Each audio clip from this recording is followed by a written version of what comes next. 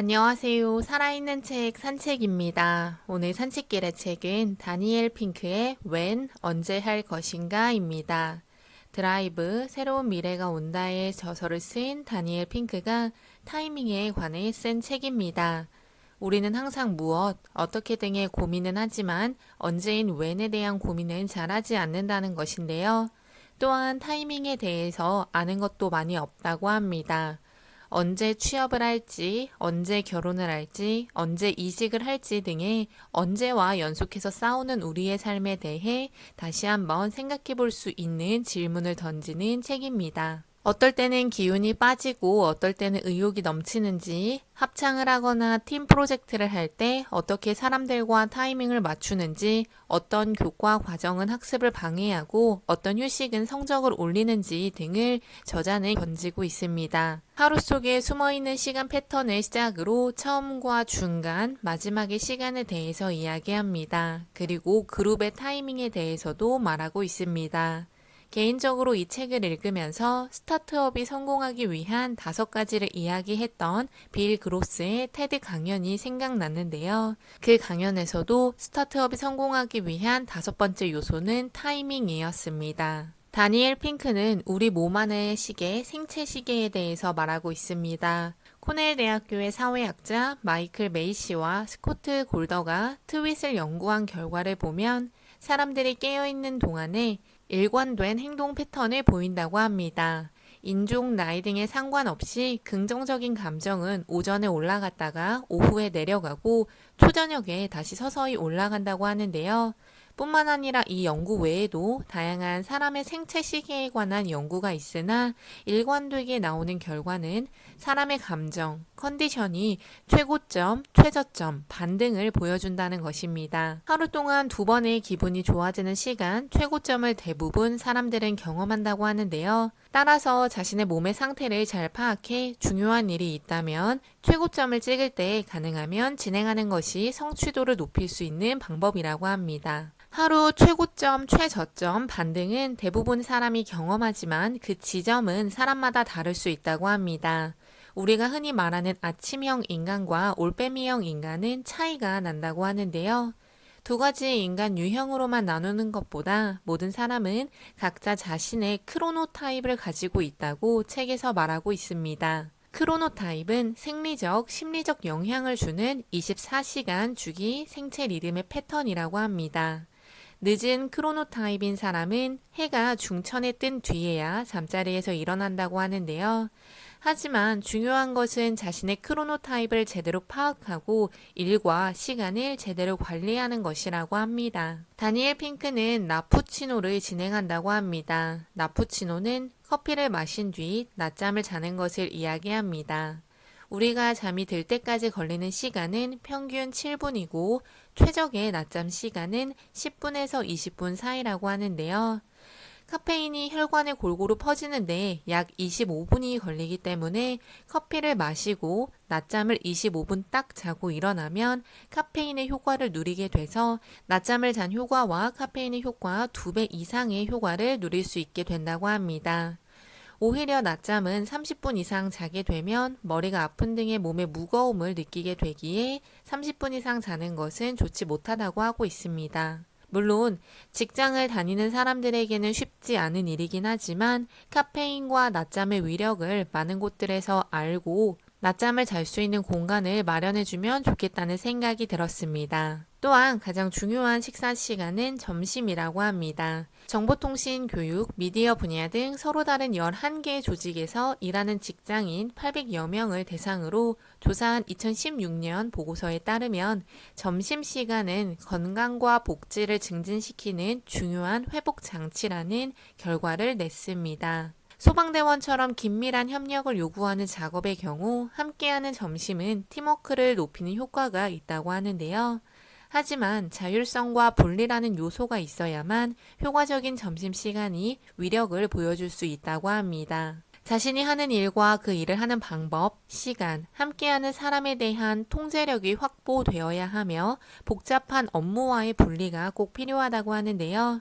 일을 하면서 살아가는 우리이기에 오전은 자연스럽게 기분이 최고점이 되고 성취도를 높일 수 있지만 오후에는 기분이 최저점을 보여주고 성취도가 낮게 된다면 이를 극복하기 위해서 점심시간을 잘 활용해 오후에도 기분이 나아질 수 있고 성취도를 높일 수 있는 장치를 마련하는 것이 중요하다고 보여집니다. 저자는 기민성 브레이크와 회복성 브레이크를 이야기하고 있습니다. 기민성 브레이크는 중요한 일을 앞두고 실수가 없도록 지시사항을 검토하기 위한 짧은 휴직이라고 하는데요.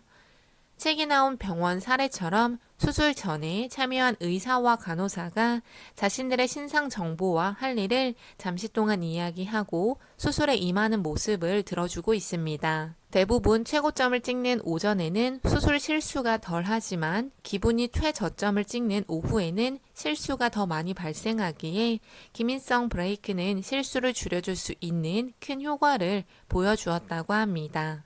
회복성 브레이크는 앞서 이야기한 것처럼 점심시간의 휴식 또는 낮잠을 취하고 일의 효율을 높일 수 있는 성취도를 높이게 하는 방법이라고 합니다. 일을 잘하는 사람들은 보통 52분을 업무에 매진하고 17분 정도의 휴식을 항상 취한다고 합니다. 시작과 끝, 중간 모두 중요하다고 이야기합니다. 시작은 제대로 된 타이밍이 아니라면 하려는 일을 잘못되게 만들 수 있다고 합니다. 저자는 성공적인 시작은 3가지 원칙이 있다고 하는데요. 제대로 시작하는 것, 다시 시작하는 것, 함께 시작하는 것이라고 합니다. 우리나라도 영교시라는 제도가 있었으나 학생들의 건강을 위해 자율적으로 시행하거나 없앤 고등학교들이 많습니다. 책에 나온 사례 역시 10대들에게 잠을 희생하게 만들면서 오전 일찍 등교를 하는 것을 통해 아이들을 힘들게 하고 있다고 하는데요. 미국 소아과학회는 2014년 중고등학교에 8시 30분 이전에는 수업을 시작하지 말라고 조언했다고 합니다. 또한 학교 수업 시간을 늦추는 것만큼 효과적인 것은 없다는 결론까지 내렸다고 합니다. 뿐만 아니라 인간 신경과학 프론티어스의 영국과 미국 대학생들을 조사한 자료에 따르면 대학교 수업에 가장 적합한 시작 시간은 오전 11시 이후로 나타났다고 합니다. 물론 제도권 아래 학교 시작 시간을 바꾼다는 것은 쉽지 않겠지만 제대로 시작을 하지 못하는 것이 경제적인 문제까지도 발생시킬 수 있다는 것을 우리는 유념해야 한다고 합니다. 또한 다시 시작하는 것 역시 중요하다고 하는데요. 새해 첫날 우리는 새로운 다짐을 많이 합니다. 새로운 출발을 할 때 의욕이 넘치는 우리의 모습은 새 출발 효과를 보여준다고 합니다. 따라서 1월 1일뿐만 아니라 매주 월요일, 분기별 첫날, 생일, 연휴의 시작일 등을 매일 시작하는 날로 설정하고 새 출발 효과를 통해 지속적으로 생산성을 높이라고 저자는 말합니다. 함께 시작하는 것의 예시는 인턴 직원이 전문가와 함께함으로써 시작할 때 실수를 줄이는 것을 예로 들 수 있다고 합니다. 중간의 과학, 미들 포인트는 반전의 기회를 노릴 수 있다고 합니다. 저자는 중간 지점으로 왔을 때 우리가 슬럼프와 스파크를 겪을 수 있다고 하는데요. 모차르트, 라파엘, 단테, 고갱 등 저명한 예술가들을 연구한 캐나다 심리학자 자크는 그들 중 37살에 죽은 사람이 의외로 많다는 것을 발견했다고 합니다. 개인의 발달 과정에 변곡점의 특징을 보이는 중요한 단계, 빠른 변천기가 있다고 하며 그 단계는 35살 전후로 나타난다고 하는데요. 그를 중년의 위기라고 부른다고 합니다. 다양한 연구를 통해서도 볼 수 있지만 인생의 중반기에 행복도가 떨어진다는 것을 우리는 알고 아이쿠 효과를 내야 한다고 합니다. 시간이 얼마 남지 않았다고 생각하고 필요한 만큼을 주입해 어이쿠 시간이 얼마 남지 않았네 라는 것을 인지하고 의욕을 되살리고 전략을 수정해야 한다고 하는데요. 인생뿐 아니라 어떤 프로젝트를 할 때에도 어이쿠 효과는 필요하다고 합니다. 운동 경기에서도 단 1점을 뒤진 상태에서 전반을 끝냈을 경우 지고 있던 팀이 마지막에 승리할 확률이 높다고 합니다. 이처럼 자신이 조금 뒤처져 있다고 생각하면 후반전에 더욱 힘을 낸다고 하는데요. 미들 포인트는 어쩔 수 없이 겪어야 하는 일이며 자연의 힘이라고 합니다. 하지만 중간 지점을 잘 이겨내기 위해 우리는 안 된다고 포기하는 것이 아니라 아이쿠 효과를 인지하고 조금 뒤처져 있으니 스파크를 번쩍일 수 있도록 해야 하는 것이 중요하다고 합니다. 29, 39, 49, 흔히 말하는 9수에 해당하는 사람들은 뭔가를 하려고 노력한다고 합니다. 마라톤에 도전하는 사람들의 나이뿐 아니라 자살을 하는 사람들 역시 9수에 많다고 하는데요. 좋은 쪽이든 나쁜 쪽이든 10년 구간의 마지막 해에 어떤 자극을 받는 이유는 뭔가 의미 있는 것을 찾아보려는 욕구 때문이라고 사회심리학자 에더 말터와 할 허시필드는 이야기했다고 합니다.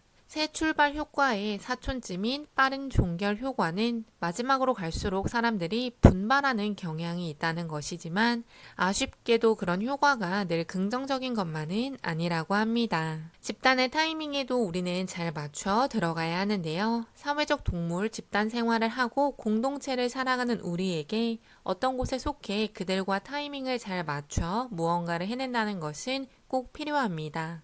저자는 보스와 집단, 심장의 박동에 싱크로나이징을 하라고 이야기하고 있습니다. 싱크로나이즈는 여러 가지가 있을 때 시간의 관계를 일치시키는 것을 말하고 있는데요. 속도를 정하는 외부의 기준과 나의 타이밍을 일치시키도록 해서 소속감을 느끼게 하고 소속감을 느끼는 것은 행복감을 갖게 한다고 합니다. 남들보다 높은 곳에서 팀원들과 떨어져 팀원들의 속도를 정하고 기준을 유지하고 집단 정신에 초점을 맞추게 하는 보스는 타이밍 조절을 잘해야 한다고 합니다. 또한 팀원들은 보스가 정한 속도 또는 팀이 굴러가는 속도에 타이밍을 맞출 수 있도록 노력해야 합니다. 마지막으로 보스와 팀의 타이밍에 맞을 때 서로의 심장 박동은 맞아 떨어진다고 이야기하며 그때 행복감을 느끼며 팀의 성취도는 높을 수밖에 없습니다. 왜 하는지, 무엇을 하는지, 어떻게 하는지를 중요하게 생각하는 것은 당연하다고 느끼지만 언제 하는 것에 대해서는 저 역시도 인식을 중요하게 하지 않았던 것 같습니다. 하지만 타이밍이 중요하다는 것, 특히 빠르게 흘러가는 요즘 타이밍, 언제 무엇을 할지를 결정하는 것은 중요한 요소일 수밖에 없습니다. 자신이 잘할 수 있는 타이밍을 아는 것은 자기 인식을 제대로 할 수 있어야만 하기에 일단 나 자신을 잘 파악하는 것으로부터 when, 타이밍을 잘 맞출 수 있도록 노력하는 것이 필요합니다. 오늘 산책길의 책은 다니엘 핑크의 when, 언제 할 것인가 였습니다. 감사합니다.